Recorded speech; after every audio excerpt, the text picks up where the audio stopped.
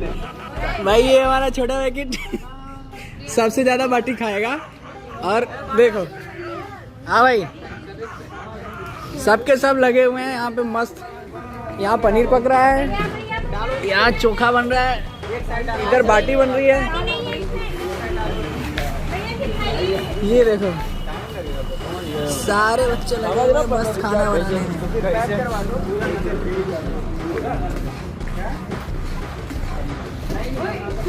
ये कौन है भाई?